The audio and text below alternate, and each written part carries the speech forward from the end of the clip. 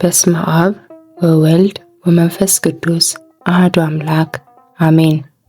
የተወደዳችሁ የልዑል እግዚአብሔር ቤተሰቦች የእናታችን የቅድስት ድንግል ማርያም የአስራትና የቃል ኪዳን ልጆች እንደምን ሰነበታችሁ? በመላው የኢትዮጵያ ኦርቶዶክስ ተዋሕዶ ቤተክርስቲያን ምዕመናን ዘንድ በታላቅ ናፍቆትና መንፈሳዊ ዝግጅት ስለሚጠበቀው ጾመ ፍልሰታ ለማርያም እናያለን።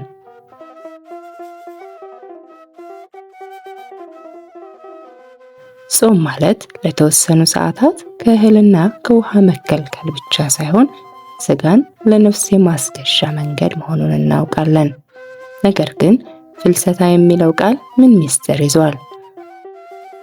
ሐዋርያት የእመቤታችንን ስጋ ለማግኘት ለምን ሱባዔ ገቡ?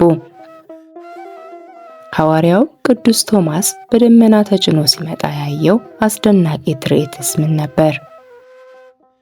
በዚህ ቪዲዮ ከነሐሴ 1 እስከ 16 የጾምነው ይህ ጾም ያለውን ታሪካዊ ዳራ፣ የእመቤታችንን ትንሣኤና ዕርገት እንዲሁም በጾም ወቅት ልናደርጋቸው የሚገቡ መንፈሳዊ ተጋድሎችን በዝርዝር እንመለከታለን።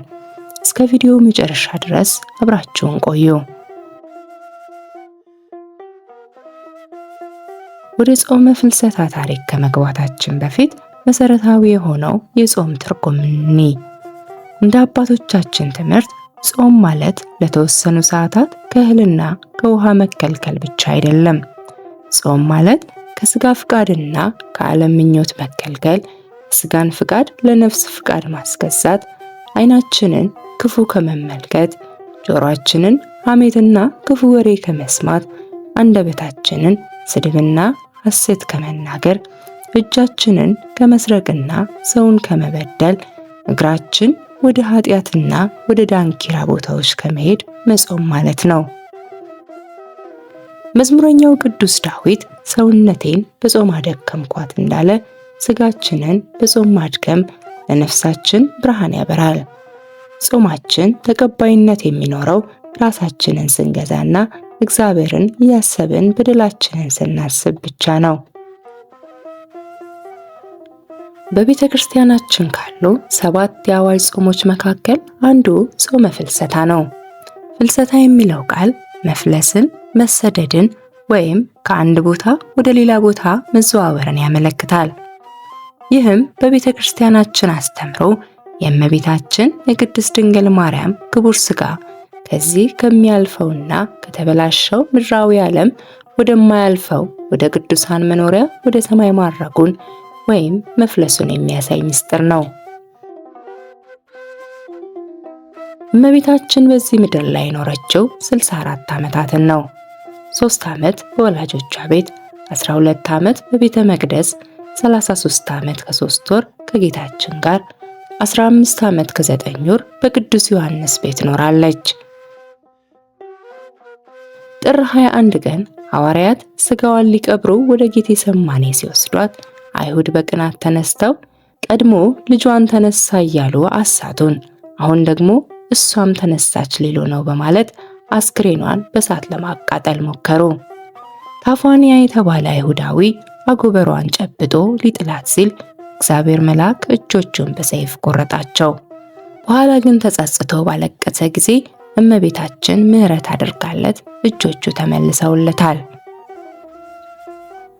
በዚያን ጊዜ መላእክት የእመቤታችንን ክቡር ሥጋ ነጥቀው በገነት በዕፀ ሕይወት ሥር አኖሩት። ሐዋርያትም የእመቤታችን ሥጋ ለማግኘትና ለመባረክ ነሐሴ 1 ቀን ሱባዔ ጀመሩ። በ14ኛው ቀን ጌታችን ሥጋዋን ሰጥቷቸው በክብር ቀበሯት። በ3ኛው ቀን እመቤታችን እንደ ልጇ በታላቅ ክብር ተነስታ አረገች። በቀብር ስነ ስርዓቱ ላይ ያልነበረው ሐዋርያው ቅዱስ ቶማስ ከሀገረ ስብከቱ በደመና ተጭኖ ሲመለስ እመቤታችን ስታርግ በመንገድ አገኛት። ቀድሞም የልጅሽን ትንሣኤ ሳላይ ቀረው፣ ዛሬ ደግሞ ያንቺን ትንሣኤ ሳላይ ቀረው ብሎ ሲያዝን እመቤታችን ሐዋርያት ያላዩትን ትንሣኤንና ዕርገቴን አንተ አይተሃል ብላ አጽናናችው። ምልክት የሆነውም ዘንድ ሰበኗን ሰጥታው አረገች።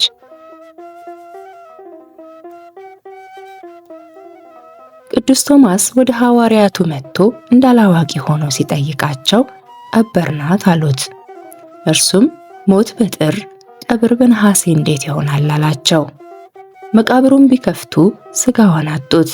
በዚህ ጊዜ ቶማስ እመቤታችንስ ተነስታ አርጋለች፣ ይኸውም ምስክሬ ብሎ ሰበኑን አሳያቸው።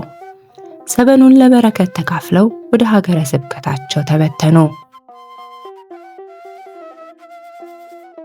በሚቀጥለው ዓመት ሐዋርያት ቶማስ ትንሣኤሽን አይቶ እኛ ሳናይ አንቀርም ብለው ነሐሴ 1 ቀን እንደገና ሱባኤ ገቡ።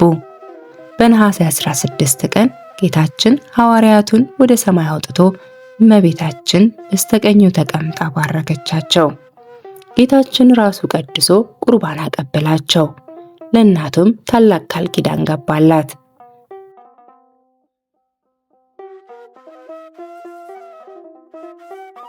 ጌታችንና መድኃኒታችን ኢየሱስ ክርስቶስ በነሐሴ 16 ቀን ለእናቱ ለቅድስት ድንግል ማርያም ታላቅ ቃል ኪዳን ገብቶላታል።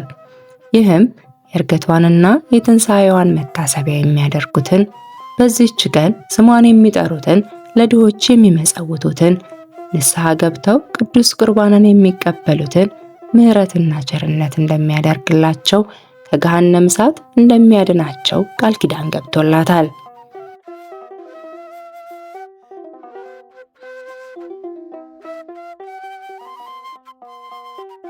ቤተ ክርስቲያናችንም ይህን ታላቅ የቃል ኪዳን በረከት ለማግኘት ሐዋርያቱ የጾሙትን ጾም በየዓመቱ ጾመን፣ እንዲሁም ነሐሴ 16ን በታላቅ ደስታ በሰዓታት በቅዳሴና በወረብ ታከብራለች።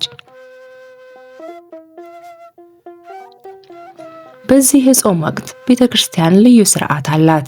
ሌሊት በሰዓታት፣ ጠዋት በኪዳንና በቅዳሴ ማርያም ፈጣሪ ይመሰገናል። እኛም ከኃጢአት ወደ ጽድቅ፣ ከጥል ወደ ይቅርታ ልንፈልስ ይገባል። የጾማችን ትልቁ ግብ ንስሐ ገብቶ የክርስቶስን ሥጋና የክርስቶስን ደም መቀበል መሆን አለበት። በሱባኤና በጸሎት በመበርታት የልባችን መሻት ከእመቤታችን ረድኤት ጋር እንድታስተካክልልን መማፀን ይኖርብናል።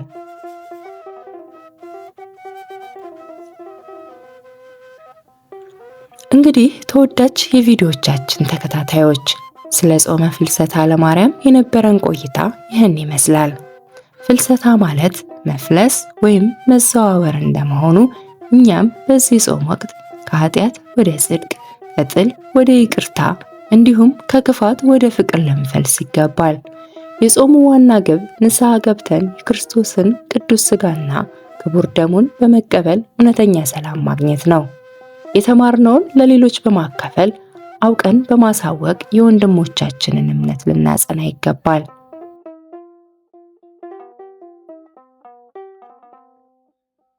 የቪዲዮ ለሕይወቱ ጠቃሚ ሆኖ ካገኙት ለሌሎች እንዲደርስ ላይክ እና ሼር ማድረጋችሁን አትርሱ። እንዲሁም በየጊዜው የሚለቀቁ መንፈሳዊ ትምህርቶች እንዲደርሳችሁ የቻናላችን አባል ካልሆናችሁ ሰብስክራይብ በማድረግና የደውል ምልክቱን በመጫን ቤተሰብ ይሁኑ።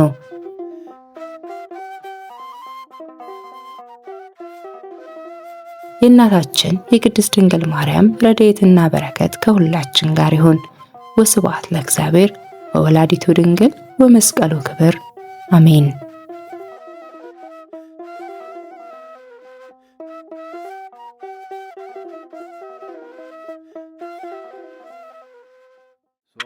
ሰቀልዎ ሶበሰቀልዎ ሶበሰቀልዎ ለእግዚእ